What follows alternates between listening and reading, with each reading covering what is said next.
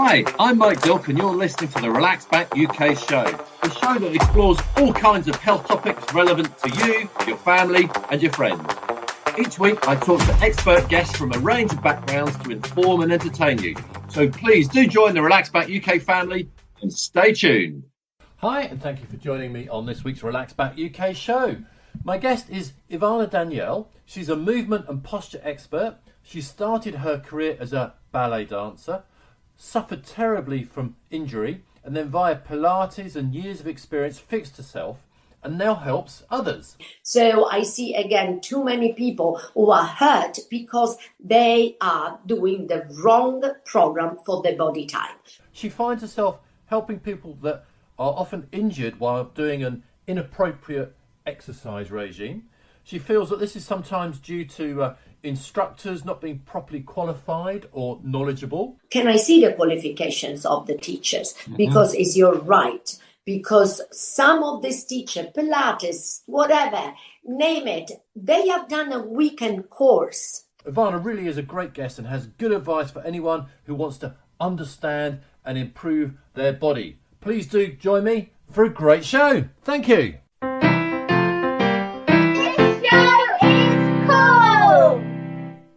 Now, I've known Ivana for a few years now, and I always enjoy chatting to her. This time, I asked her how she became a movement therapist and the journey, really the whole journey, pretty much of her whole life to where she is now.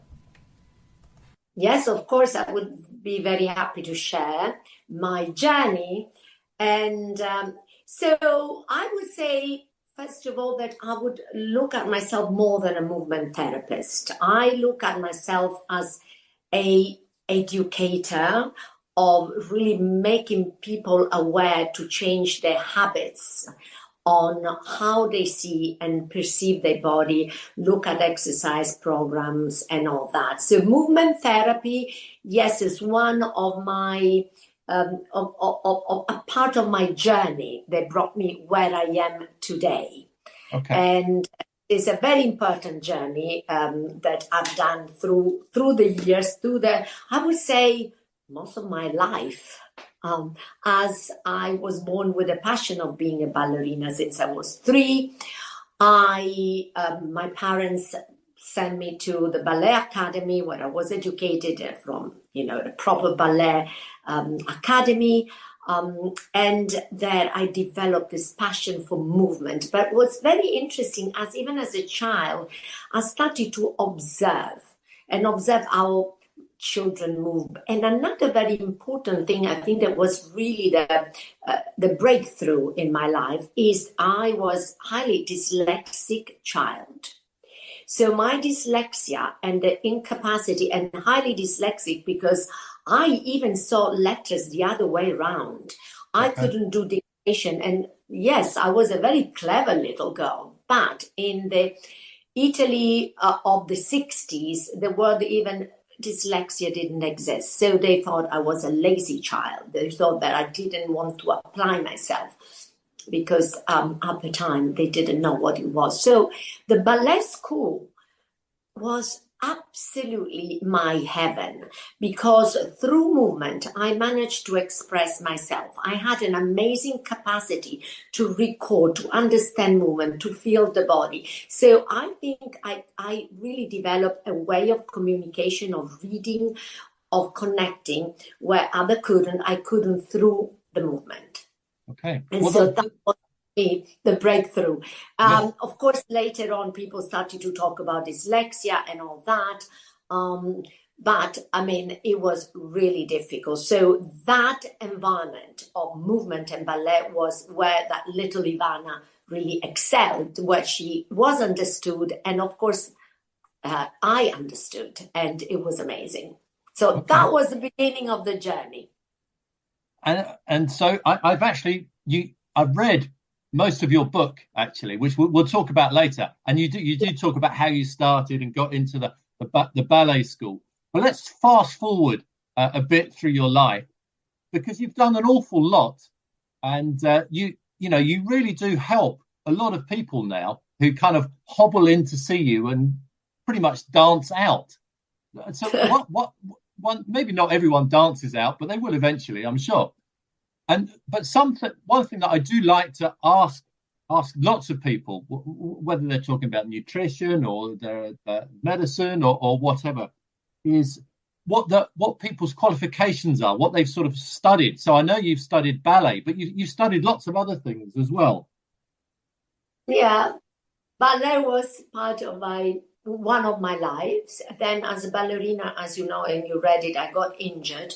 I got injured very badly. I broke my foot twice, and professional dancers have a lot of chronic injuries. And I went in my 20s and late 20s in a very bad lower back injury. I slipped my disc on a fall, and it was eventually a series of bad experiences, chronic pain and all that. So that really brought me to switch to a complete different way of looking at the body. So at the time, it was the late 80s, someone suggested me to go to a Pilates studio. Now, we need to really remember that Pilates at the time didn't even exist, and the word Pilates couldn't even be used. What they call it, body control and all that. It wasn't used because it was under the control of one only person in California who held the name. So teachers couldn't use it. But we were a super small community. I'm talking, you could count them in the world. And so I was introduced to this amazing, only in one center in London. And Pilates was at the time, the real Pilates, really like going to a proper rehabilitation center like physiotherapy. It was really a serious medical and post-rehab technique. We are talking, that was the real deal. So I got absolutely fascinated, so started to study it. In the meantime, I went to the Laban school, the Laban Center, which is in Greenwich today. It used to be in Goldsmith College, where I did a postgraduate degree in movement and teaching study. And I decided to get more the side of the healing side of movement. So the idea was at the time I wanted to heal injured dancers. That was my main thing. And I wanted to really help the dancer that went through my experience to understand better through Pilates, through other technique. So the Laban in Goldsmith at that time, as I repeat again today, is in Greenwich. It's an amazing school. Gave me this wonderful knowledge of studying from anatomy to movement to apply studies into how to help people. So then what happened is that my dream of healing dancers flew away as I flew to Singapore. And as you read, in 1997, I moved to Singapore. And I was, a mom with 2 young kids, married, and Pilates reformer followed me into the big shipment of, the family. And I had this big house with this reformer, and people never heard of it. And friends said, "Can I come and try?" So yes, come and try. Let's just say the reformer. That's the main piece of Pilates equipment. The base piece of Pilates that was with me. So she came and tried it. She said, "Can another friend try it?" Yes. In 3 months, I had even the newspaper, everybody calling me because they wanted to know about Pilates. So the story goes that in 3 months, I was fully booked. I opened my little Pilates studio in the middle of this beautiful house in the jungle. It's one of these stories that, I always say it was amazing. It was the perfect time and people didn't know. I was a pioneer. It felt great. I brought something great. So I set up in Singapore and then therefore all Southeast Asia, the first Pilates studio. In fact, my first one was called Ivana Daniell Pilates Studio. That was 98. Right. So that year, we won the case against this person who was holding the name of Pilates. So worldwide, the name Pilates was released. So people like me, and we were still so few in the world, could again open and place or call the name Pilates. That was only up 1978. So that gave me the opportunity to develop. I started to work more and more with people who were not professional dancers, though I did some work with a ballet company in Singapore. And then the greatest opportunity of my life arrived. They opened the most beautiful modern hospital facility in Singapore called Camden Medical Center, which is a skyscraper hospital. And they invited me to join in year 2000. So here we go. I started in 2000, the first clinical Pilates and rehab center of all Southeast Asia. So I was the first. It was amazing. I started small in my house, and then it became by the millennia, and by the 2008, 9, 10, it was a really huge. I had teachers that came from all over the world to work for me, literally all over the world. We had like 6 or 7 languages spoken in my center. Fantastic. It was fantastic, from Chinese to Japanese and Spanish, Italian, name it, whatever. So it was great experience. So 14 years in Singapore, blessing, and I really blessed the city to have really supported me. It was amazing what they did for me, the Singaporean. It was incredible. It was probably the most exciting time of my life. The center really grew bigger and bigger. And then with a colleague of mine from Hong Kong, I developed the Pilates, the education, and that's where the Pilates spread out all in Asia, in Southeast Asia. We brought gyrotonic expansion system from Julio Orvath, and one thing led to another. So we called it intelligent movement. So I became really the representative of whatever healing through movement and intelligent movement we're doing. And from a clinical point of view, because as I said, I worked along all the doctors and in a big hospital. Fantastic. All right. So massive amounts of experience, and you still hold that with you. You're now helping people in London. Yes. In a similar kind of way. And everybody knows someone like with a bad back or sore knees or some musculoskeletal issue. So I can only assume that you're very busy and you're very sought after. Is that right, Ivana? Yeah, it is. It is. What is my wish today is that I could have more people to really provide this service. So that is why, I wrote the book, because when I was very interesting, when I came from Asia, from Singapore and Hong Kong, I worked a lot in China and all Asia, in India, basically developed the method all around Asia. I noticed how coming back to London, there was a huge gap. So the Pilates had developed, I would say, quite superficially. It had lost the soul that I saw in the 80s. Fitness was really there as a mainstream, and people who came to me in my clinic were in pain. The shocking thing that was 80% of their pain was coming from incorrect exercise programs, because the doctors were sending them to a gym or somewhere.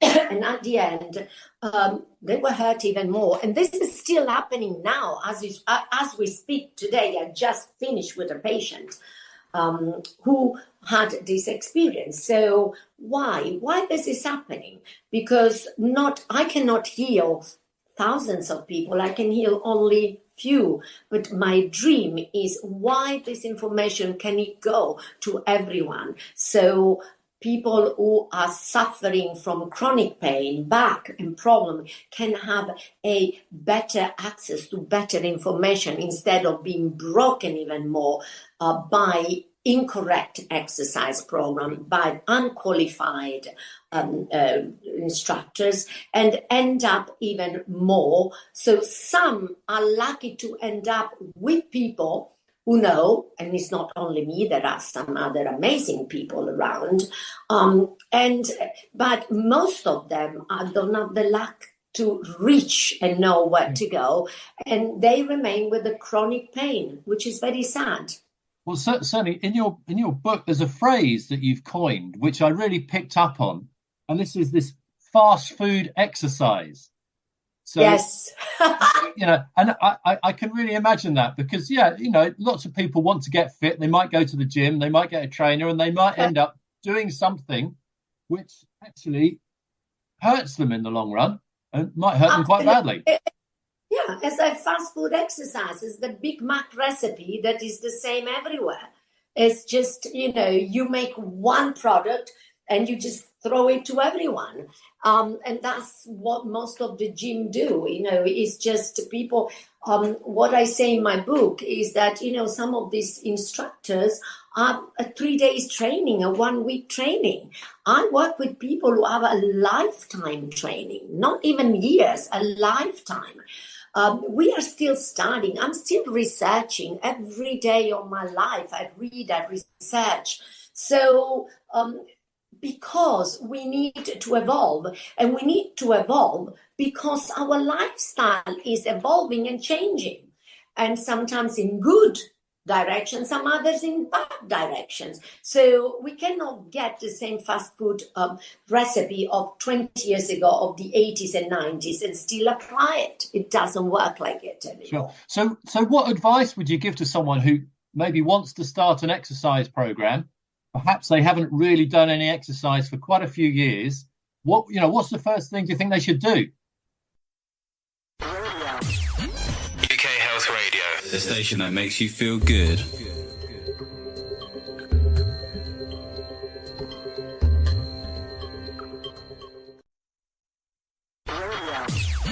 UK Health Radio, the station that makes you feel good.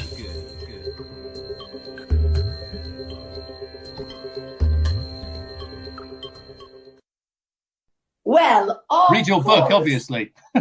read my manual, because I've written for all of you to really make conscious choices. So honestly, easy, because in my book, as you read it, piece after piece, chapter after chapter, I explain even how to find.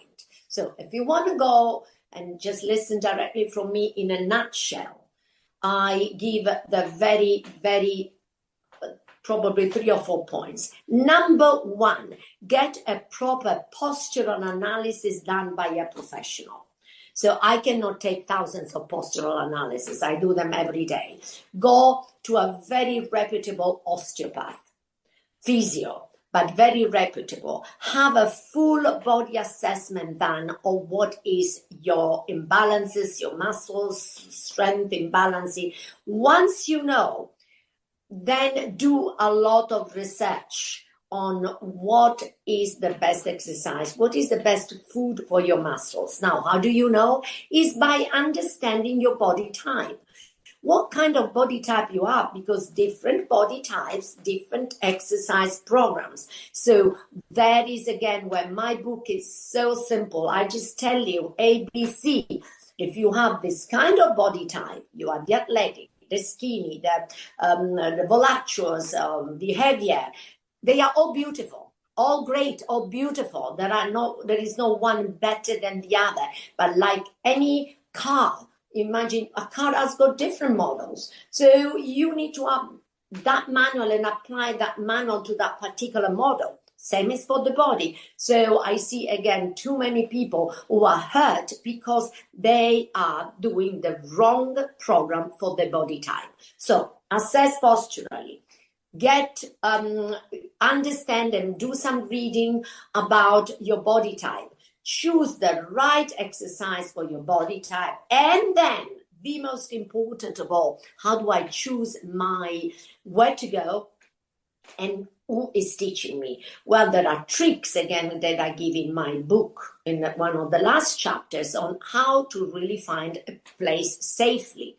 So you need to do some research on the place to see the qualifications of the teacher. You ask, is your right to know who is this teacher? Normally, you go online, the center will be every information, and you can also ask the people, can I see the qualifications of the teachers? Because it's your right. Because some of these teachers, Pilates, whatever, name it, they have done a weekend course. And then I see some of my colleagues who are geniuses, absolutely amazing. They are not known, and nobody goes because they are so, how do you say, wholesome, in the sense that they do things so beautifully with no advertising and all that. Then they don't have clients. Because they are not part of a big chain and all that. So again, there is a way to become a little bit more aware. And what I say is, if you start a good diet, Mike, let's say you want to change your diet, your habits. What do? You go to a nutritionist. So what does the nutritionist do? Assess you, checks if you have allergies, if you are intolerant to other foods. It checks your body, your weight, Then it gives you a list of supplements. It gives you a list of food that you can take, not take. So it's quite of a process. Why do we do it with food and don't do it with exercise, which is the other pillar of our wellness? So we need to do the same process when choosing a program. Okay. Yeah, I would suggest ask qualifications for both of those, actually, for the nutritionist and the trainer, for sure. We need to know, who do we put our beautiful vehicle in the hands of? Who? Is it a good engineer? If I drive my beautiful Porsche or whatever, Ferrari, or even my whatever, I want a good engineer. I don't want to just drop it to someone that is going to break it. So I think it's more the public that needs to be educated to be more discerning. Discern. They need to know. They need to ask the right questions. I had a wonderful client who is super fit now, Superman at 83. And he came to me really not in the best condition, because he was pushed in the gym by these young guys who didn't understand anything about exercise at his age. 80, sure. He was 80. So they nearly broke him. Okay. No, I get it. No, absolutely. This is a really good analogy with the car and asking the questions and asking the qualifications, very much so. Ivana, let me ask you kind of one more thing, because, and there's a lot of talk about this, and I think it's true. There's a lot more work has changed. There's a lot more office-bound work, certainly in the UK. That might not be the case all over the globe, but that's the way things have moved in the UK. Do you think you are busier than ever because of people changing their work habits, their way of working, and essentially just people with a lot more sedentary jobs? I would say, first of all, this is changing all over the world. That's what I call the contemporary body, the disadvantage of the contemporary lifestyle. The number one disadvantage is a sedentary lifestyle. And this is changing worldwide. We spend too much time sitting and being passive, no exercise, no movement. But the one who are at the most risk are the younger ones. So there is a change, I would say, of awareness. People want to know more, and thankfully, I see the new generation being more aware. So from having a lot of people more about, our age, 40, 50, 60, today the interest is shifting to very young ones. So today, for instance, I had a 14-year-old who wanted to know how to sit properly and all that. So I work with 16, 18. So there is fantastic awareness coming both from parents who see their children not carrying themselves sitting properly and being very sedentary. And so the older generation like me, I would say, yes, we pay a price if we are not kept, but I think both you and I agree that we agree with quite of an active lifestyle. The lifestyle that I see at most dangerous today, our children. This is where we need to to concentrate and help them and help their parents and the teachers at school to educate them for a better future.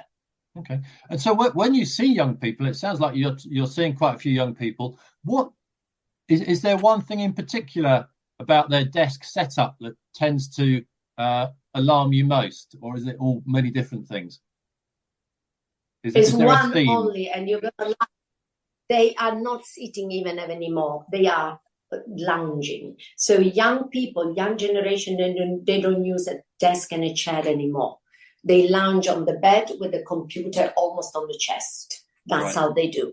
In fact, there is a very interesting book that was in Italian and written about 2 years ago. It's called The Generation of the Loungers, gli sdraiati, because it's a new generation that doesn't sit anymore like us in front of a computer, but they lounge. So, and they all do that. So that is extremely worrying because they have the worst posture.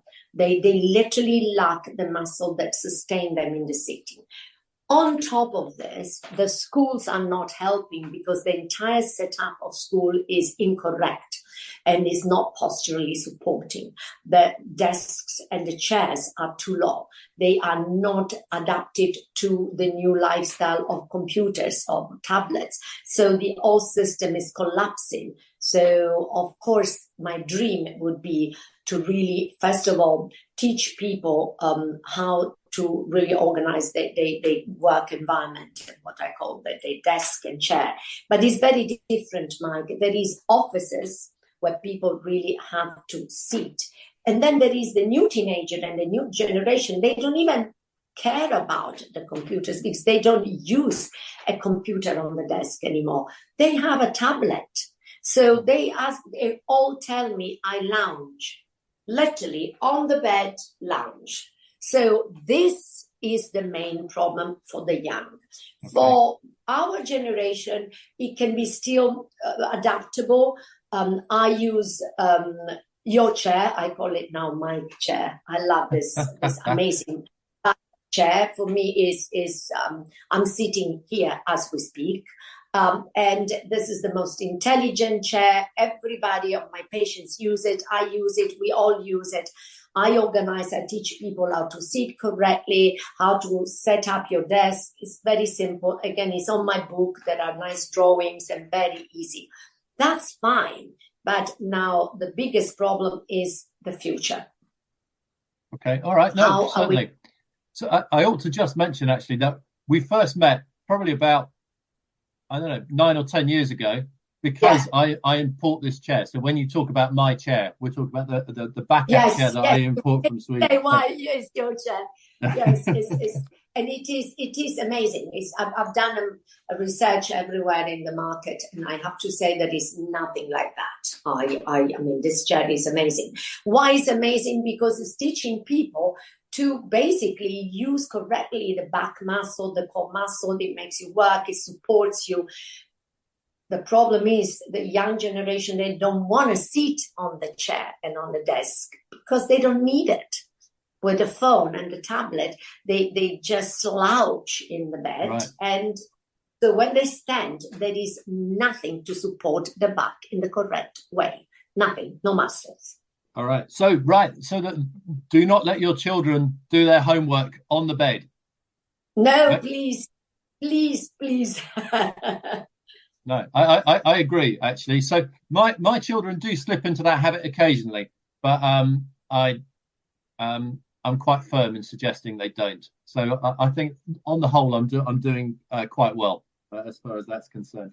So I want to ask you one sort of more question, which is a bit more personal, actually. Now, I've seen you talking to a room of people, and I have to say, Ivana, you kind of command a room, and I think this is partially due to your posture, because let's face it, you're not a big person, are you? You're not terribly tall. No, I'm 5'5". Okay, exactly. Yet you somehow kind of command. I saw you commanding in this room. There are about 30 people in it, and you could hear a pin drop. Now, I do think, because I've seen other people do this before, and I think the kind of a theme that goes through this is people's posture. Generally, people that can do that have a good posture, and I think the two do go hand in hand very, very much. Is that something that you've noticed? Well, look, it helps. First of all, remember I was a performer. I was a ballerina. Ah. So yeah, to perform is something we are trained to be in front of not 30 people, but hundreds and thousands. So that helped. The way you carry, I worked a lot with actors to really teach them how to present themselves and to stand on a stage and really impose themselves and create a presence is so important. You said it absolutely well. So part of my career, I work with actors to say, this is how you really impose. I think is the also the confidence that I think you feel, and I think it's a lot of passion.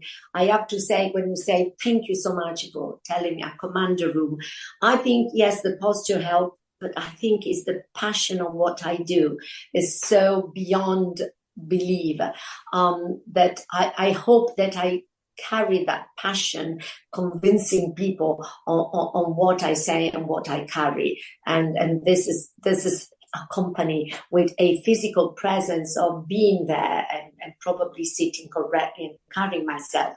It's a very good combination. Yes, no, I would agree. So that's certainly my experience of you for sure. So Ivana, maybe a good thing to do last of all would be just to let people know about your book, what it's called, and how people can get it if they want it, and how if they want to contact you, if you have a website or what have you. So my book is called A Manual for a Contemporary Body. They find it in Amazon Books. Very easy. So they just even put my name, Ivana Daniell, with 2 L or E, or A Manual for a Contemporary Body. The book price varies from, sometimes they go on sale $9.99 and maximum 12, 13 pounds. It is really a very easy manual, very easy. I had the best reviews on, Ivana, how easy it was to follow it, ABC. And I think you feel also it's not a book of science, it's not something for professional. I think that everybody can read it and really have an easy manual to follow. So then you can go to my website and which is Ivana Daniell. It's just very easy, www.ivanadaniell.com. You can book. Yes, limited number of the people that I can see. But I want to say that my next project, and this is really what I'm starting, is to create a school for taking professionals who have a background in physio, osteopathy, or clinical Pilates, to make them better teachers in order to really help people with injuries. So basically creating a new generation of intelligent teachers, not intelligent in terms of, because they are more intelligent, to teach intelligent movement. That's what I mean.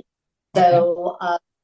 So more careful with the best qualifications, a new generation of professionals that if they come from my school and they have that qualifications, the doctors will know that they are in the safest hands, because I will only teach, and this program will have only top professionals to teach with me.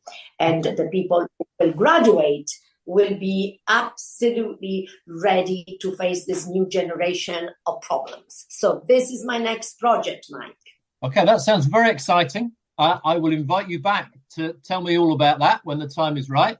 But for now, Ivana, thank you very much indeed for chatting. Well, thank you so much, Mike. And really a pleasure always chatting with you. Thank you very much to Ivana Daniell for being such a wonderful guest this week. Also, thank you very much to all of you for listening. This week, I'd like to ask for some feedback on the Relaxback UK show, for some help from all of you. If there are any topics that you would like to be covered on future shows, do let me know. Or maybe you're an expert in a health-related field and would like to be on the show, again, do let me know. I think the way to do that, the best way to do that is via email. My email is mike@relaxbackuk.com. So send me messages via that. Once again, it's mike@relaxbackuk.com. Thanks again to all of you, to Ivana, and to all of you for listening. I really do appreciate every single listener. And have a healthy week. Until next week. UK Health Radio, the station that makes you feel good.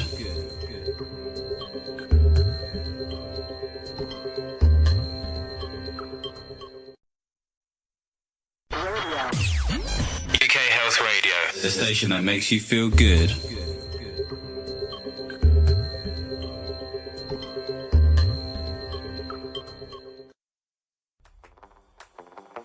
Thanks for listening to the Relaxback UK show. Join me, Mike Dilke, again next week for more fascinating interviews and chat. If you're listening to the podcast version, please subscribe, like, and share it with your family and friends. And have a healthy week. Until next week.